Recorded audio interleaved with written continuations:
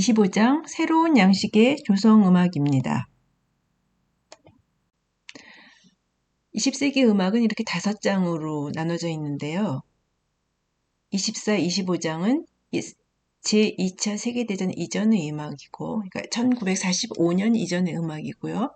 26, 27장은 2차 대전 이후의 음악입니다. 20세기 음악은 한마디로 통일될 수 없는 다양한 경향을 보인다고 했는데, 왜 그러냐면은 여태 지속되어 왔던 조성을 대체할 새로운 방법을 찾아가는 과정인데 그 과정이 다양했기 때문입니다. 그래서 24장에 나왔던 무조성과 12운 기법은 조성을 대체해보자는 것이었고, 오늘 다룰 경향들은 조성을 버리지 않으면서도 다른 새로운 방법으로 길을 찾아보자, 이런 움직임입니다. 이런 순서로 나눠져 있어요. 민족적 양식과 고전주의에 대해서 살펴보고, 대표적인 작곡가 스트라빈스키 그리고 바르톡에 대해서 차례로 살펴보겠습니다. 민족적 양식과 신고전주의, 두 가지 키워드죠. 그런데 이 둘이 서로 공통점이 있어요. 다른 것 같으면서도 비슷하고, 민족적 양식이 있으니까 양식으로 쓰니까 신고전주의가 되고, 신고전주의를 쓰다 보니까 민족적 양식이 필요하고 그래요. 이들의 공통점은 세 가지로 나눴는데, 무조성 음악과 차별성.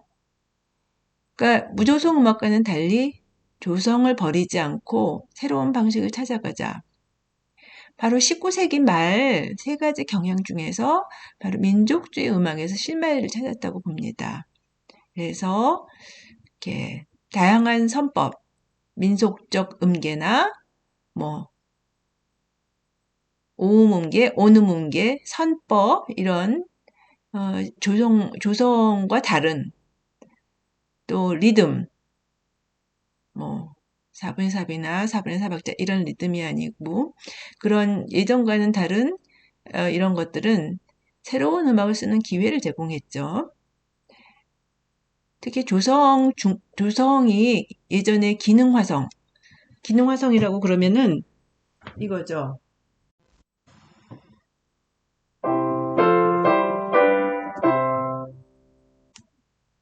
으뜸하음, 딸림하음, 버금 딸림하음 이런 거로 확실하게 조성을 구축하는 것. 화성 진행이 조성을 유지하기 위해 사용된다는 이런 개념이죠. 기능 화성이라 그러면은 그 기능 화성을 탈피해서 자유롭게 화성을 쓰자. 그래서 조성을 쓰되 조성 중심이란 말을 씁니다. 두 번째로는 낭만주의와 낭만주의에서 확대된 표현주의 말고 객관된 원칙과 절제된 표현을 해보자.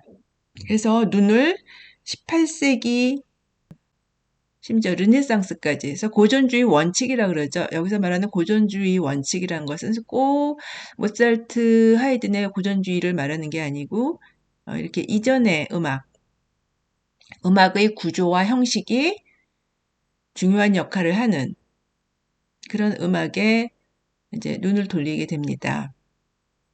그래서 기법적으로 볼 때 다 바로크 시대 대입법, 바로크 시대에만 쓰인 건 아니지만 르네상스 이후의 대입법 그리고 분명한 형식을 쓰게 돼요. 그래서 소나타 형식이나 3부 형식, 론도 형식 그리고 주제 발전 기법도 주제 발전 기법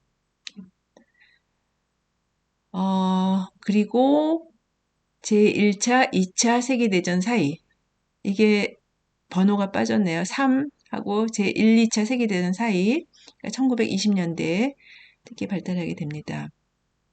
이런 작곡가들의 음악에서 신고전주의 혹은 민족적 양식을 발견하게 된다는 말이죠. 그 중에서 스트라빈스키와 바르톡을 살펴보겠습니다. 우선 이고르 스트라빈스키. 20세기 음악의 혁명적인 작곡가예요. 이 작곡가는 일생에 걸쳐서 다양한 경향을 섭렵했는데 초기에는 무용음악을 통한 민족주의, 두 번째로는 신고전주의, 세 번째로는 시리얼리즘, 음열주의까지 이제 섭렵을 하게 되는데 우리는 첫 번째 시기에 좀 집중을 하려고 해요.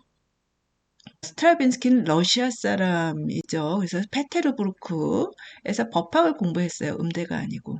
근데 친구 아버지가 림스키 코르사코프였다고 그래요. 그래서 이 사람한테 이제 음악 작곡을 배우게 되는데 림스키 코르사코프 하면은 러시아 5인조 중에서 관현악법이 가장 화려하고 다채로운 관현악법을 쓴 사람으로 유명하였죠. 그래서 이 사람한테서 민족주의와 관현악법을 이제 전수받게 돼요.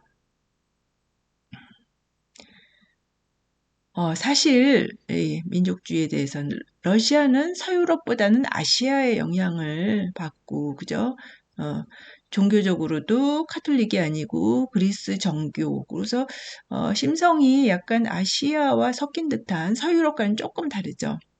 그런 민족주의적 경향을 좀 이어받고요. 그다음에 이 디아길레프라는 사람이 여기에 나와요. 디아길레프라는 사람은 러시아의 그 당시에 이제 흥행사, 말하자면 기획사 대표예요. 근데 러시아 발레단이라는 발레단을 만들어요. 발레루스라는.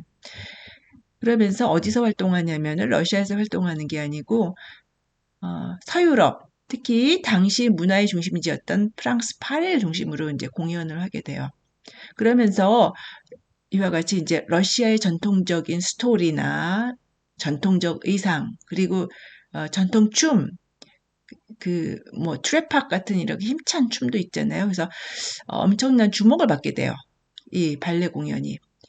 근데 발레에서는 음악이 중요하잖아요. 그러면서 이제 기존의 음악을 쓰지 않고 이 스트라빈스키한테 음악을 좀 써달라 이렇게 주문을 해요. 그러니까 이 디아길레프를 만난 것은 그 당시에 이제 굉장히 젊잖아요. 스트라빈스키가 젊은데도 이제 서구에 알려지게 되는데 운이 좋았다 그럴까요? 근데 항상 이렇게 준비된 사람한테 기회가 온다 그러죠. 그래서 러시아적이면서도 이 발레를 음악을 통해서 러시아적이면서도 혁명적인 작품을 내놓게 돼요. 단순히 대중한테 영합하는 작품이 아니고 그리고 반주 음악, 무용을 반주한다 이런 게 아니고 자기 자신의 음악을 여기서 개척하는 거예요. 그래서 러시아 발레단과 함께 유명한 3부작이 있어요. 불새, 파이어버드, 불새, 페트루시카 그리고 이제 우리가 볼 봄의 제전 이 3부작이라 그러는데 페트루시카를 우선 조금 보죠. 1909년 작품인데 내용은 러시아의 전래 설화 이야기에 기초를 두고 있어요.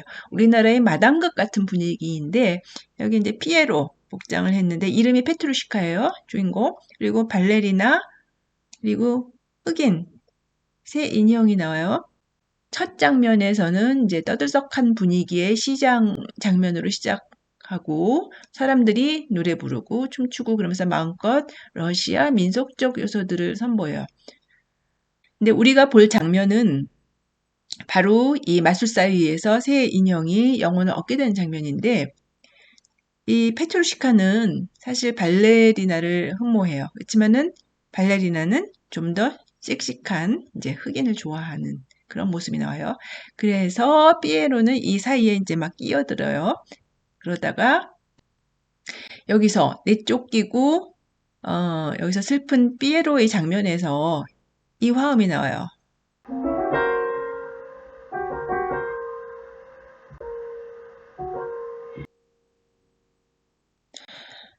증사도 관계의 C 화음과 F샵 화음을 겹쳐놓은